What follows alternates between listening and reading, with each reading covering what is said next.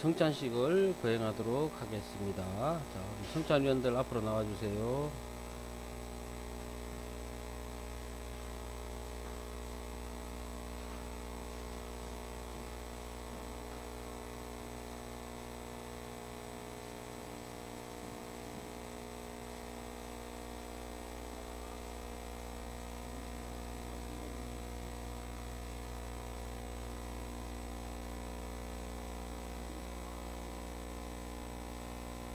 석잔 상포 걷어주시고 한 분 이쪽으로 오시고.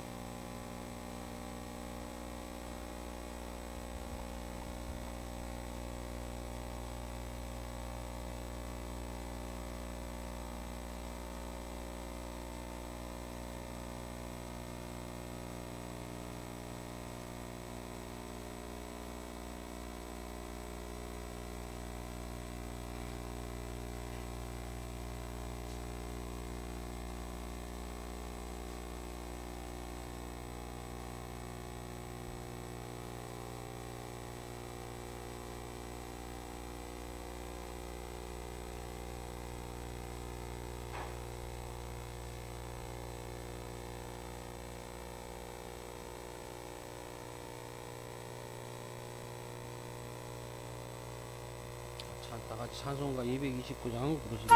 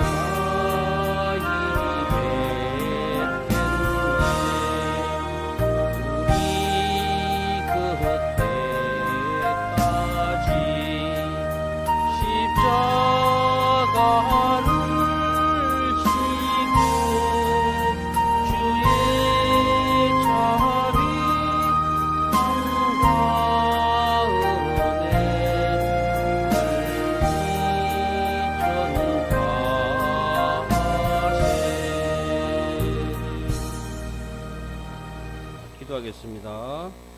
자비하신 하나님 아버지, 우리는 당신의 사랑하는 아들 예수 그리스도의 고통스러운 죽음을 기념하는 영광스러운 성찬에 참여합니다. 우리가 진정으로 예수 그리스도를 더욱더 신뢰하도록 성령 하나님의 역사로 우리 마음을 움직여 주시옵소서. 이 성찬에서 우리의 깨어지고 상한 마음을 예수님의 몸과 피로 회복시켜 주시옵소서. 당신의 성령 하나님을 통하여 하늘의 양식으로 우리를 먹여 주시옵소서. 그래야 우리가 더 이상 죄 가운데 살지 않고 성령 하나님이 우리 안에 우리가 그분 안에 살게 하시옵소서. 그리고 하나님께서 우리 죄를 다시는 셈하지 않으시며 모든 하늘에 신령한 것으로 우리의 몸과 영혼을 먹이신다는 것을 믿게 하시옵소서. 우리가 기쁨으로 자신의 십자가를 지며 자신을 부인하고 오직 우리의 구세주만 고백하며 전하게 하시옵소서. 우리가 하늘 우편에 계신 예수 그리스도를 기다리며 부활하신 그분의 몸과 같이 영화롭게 될 것을 믿게 하시옵소서. 이 모든 것을 예수님 이름으로 기도드리옵나이다. 아멘. 이 성찬의 식은 우리 주님이 친히 세우셨으며 예수 그리스도를 기념하여 예수님께서 다시 오실 때까지 예수님의 죽으심을 기억하는 예식입니다. 이 예식은 신앙 고백한 그리스도인들에게 새 힘을 공급하여 죄를 대적하며 고난과 유혹에서 승리케 하며 더욱 믿음의 확신과 사랑의 수고와 우리 주 예수 그리스도에 대한 소망의 인들을 더 정착시키는 데 큰 유익이 되는 것입니다. 그리고 이 예식은 세례교인과 입교인만이 떡과 잔을 받을 것입니다. 그러나 신앙양심의 가책을 받은 자들은 받지 못할 것입니다. 끝까지 경건하게 동참하여 주시기 바랍니다. 네, 분병을 하도록 하겠습니다.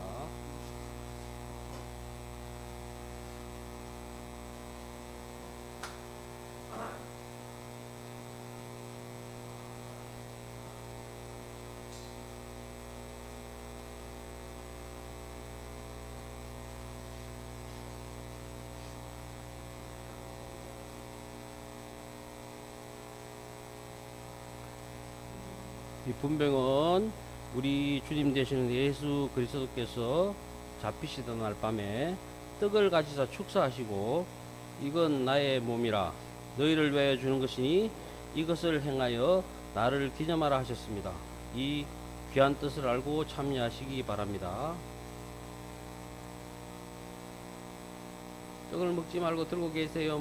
드시지 마시고 들고 계십시오. 떡을 먹지 말고 들고 계세요.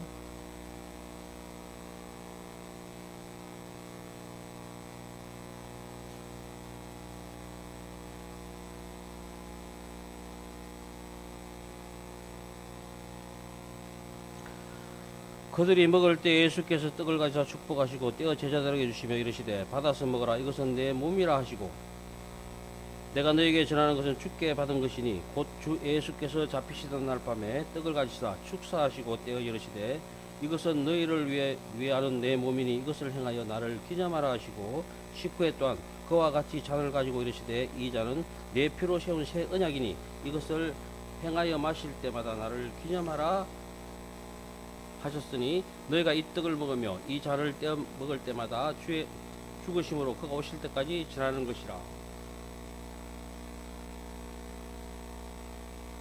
그러므로 누구든지 주의 떡이나 잔을 합당하지 않게 먹고 마시는 자는 주의 몸과 피에 대하여 죄를 짓는 것이라. 사람이 자기를 살피고 그 후에 이 떡을 먹고 이 잔을 마실지니 주의 몸을 분별하지 못하고 먹고 마시는 자는 자기의 죄를 먹고 마시는 것이니라. 자, 분명 기도하겠습니다. 이것은 나의 몸이라 너희를 위해 준 것이니 행하여 나를 기념하라 하셨습니다. 사랑하는 주님이 세우신 이 성찬을 베풀고 우리도 떡을 떼고자 합니다. 그리스도의 찢으신 몸을 분별하게 하시고 우리들이 나누는 이 떡이 영생의 떡이 되게 해주시기를 예수님으로 기도드립니다. 아멘. 자, 같이 떡을 드시도록 하겠습니다.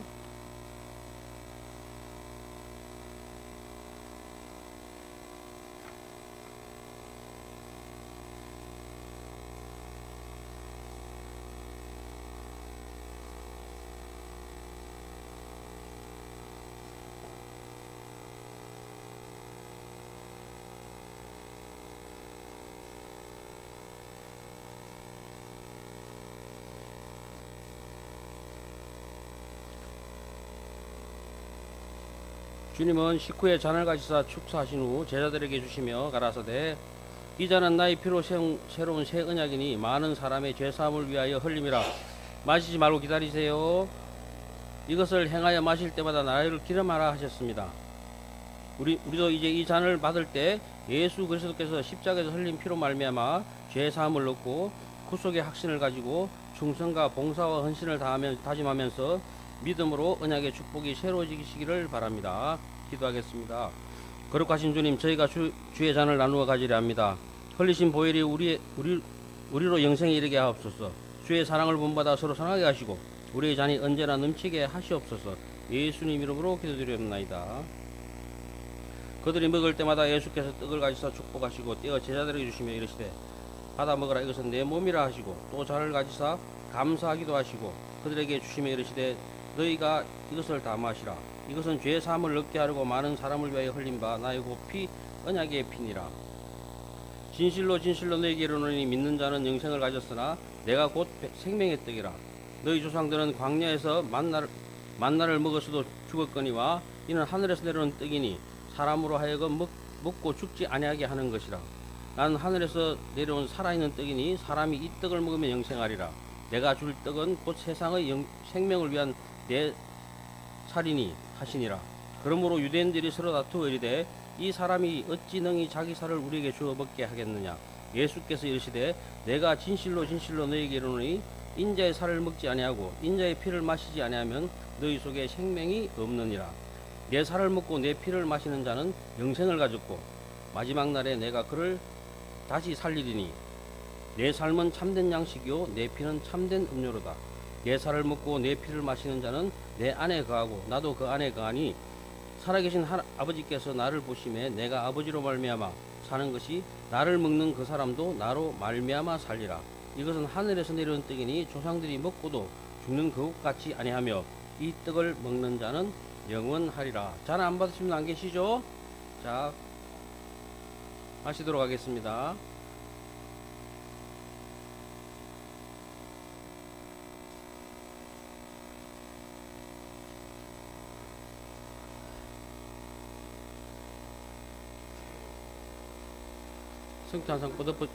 성탄상 뻗어버 주세요.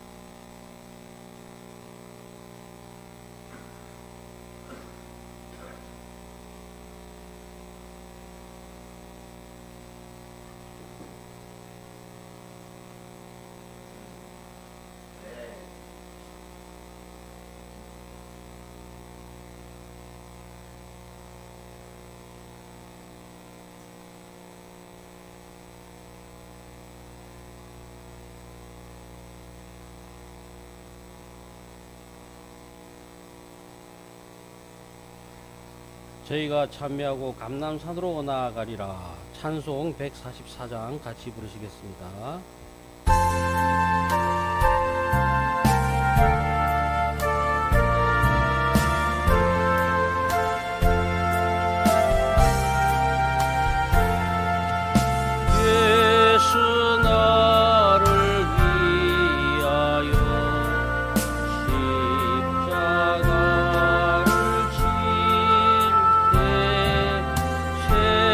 세상 죄를 지시고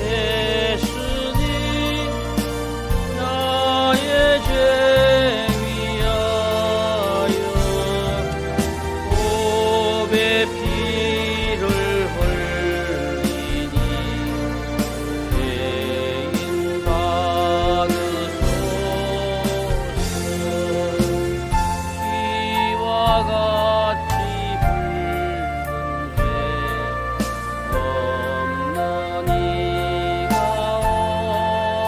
없네. 십자가의 공로로 은과 같이 되네.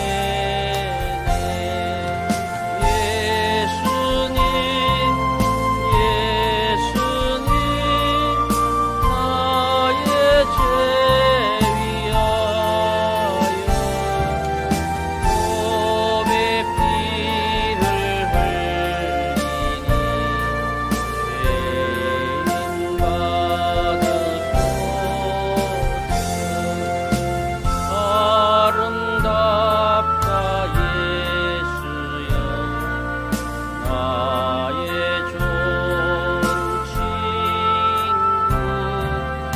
예수 공로 아니면 영원 영벌 받네.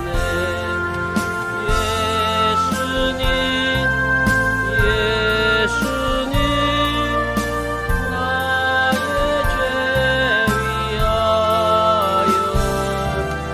몸의 피를 흘리니 죄인 받으소서.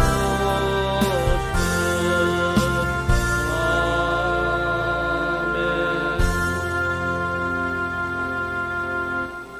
오늘 주신 아버님 말씀은 민수기 18장 12절로 14절까지 말씀이 되겠습니다. 제가 봉독하도록 하겠습니다. 그들이 여호와께 드리는 첫 소산 곧 제일 좋은 기름과 제일 좋은 포도주와 곡식을 내게 주었은즉 그들이 여호와께 드리는 그 땅의 처음 익은 모든 열매는 내 것이니 내 집에서 정결한 자마다 먹을 것이라. 이스라엘 중에서 특별히 드린 모든 것을 내 것이 되리라. 아멘. 오늘은 첫 열매를 하나님께 드리는 자가 되자는 제목을 가지고 말씀을 드리도록 하겠습니다. 인생에 있어서 첫 번째 것이라는 것은 매우 중요한 의미를 지니고 있습니다. 대부분의 사람들은 첫 만남, 첫 인상을 굉장히 중요하게 생각합니다.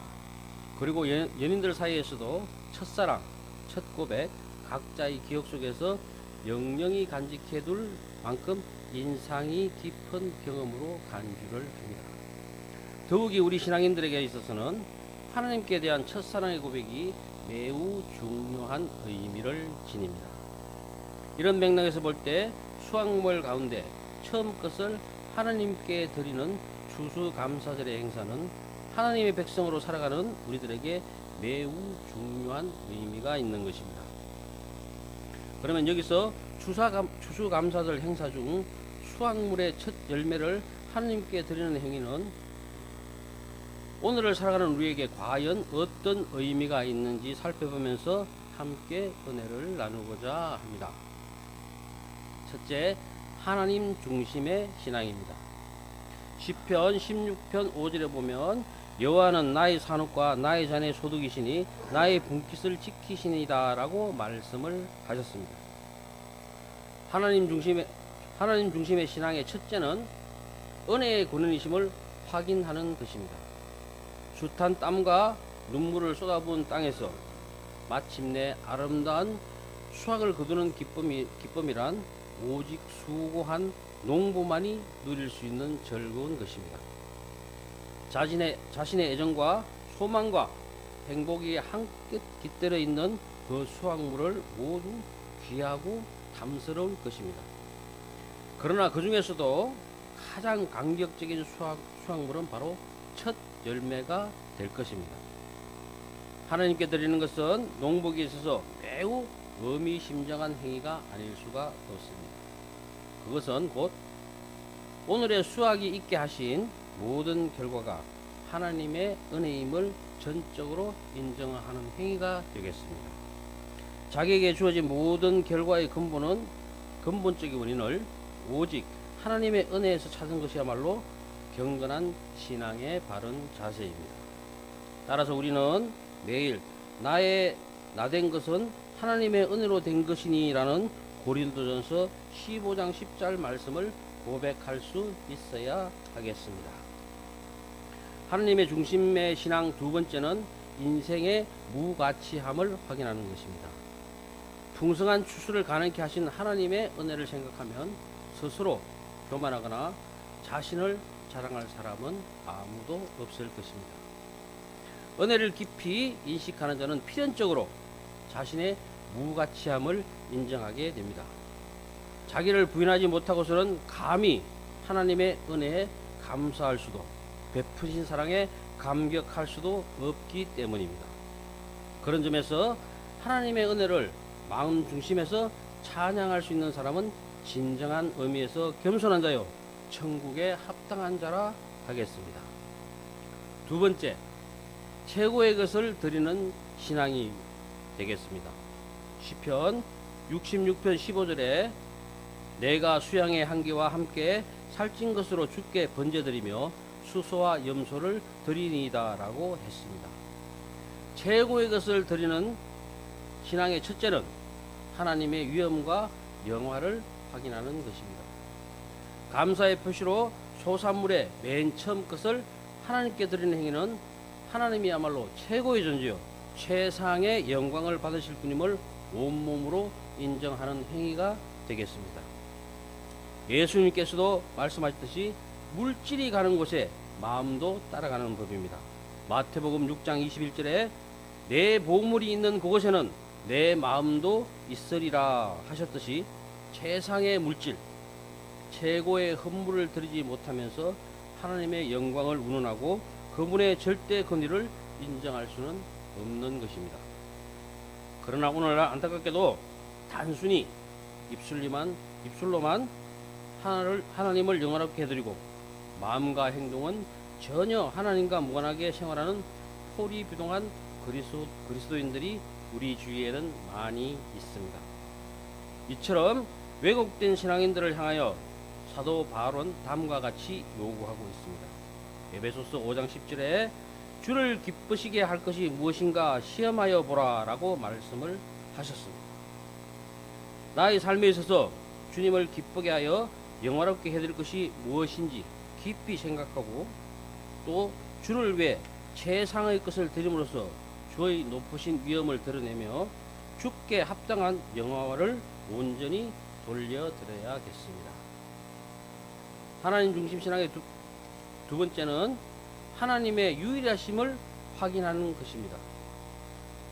그런 측면에서 자기에게 있는 것 중에 가장 귀한 것을 하나님께 드린다 하면 곧 하나님이야말로 자신이 섬기고 경배하는 유일한 신이요 자기가 가장 사랑하는 분이 되심을 인정하는 거룩한 행동이라 하겠습니다. 실로 하나님은 질투하시는 분이십니다.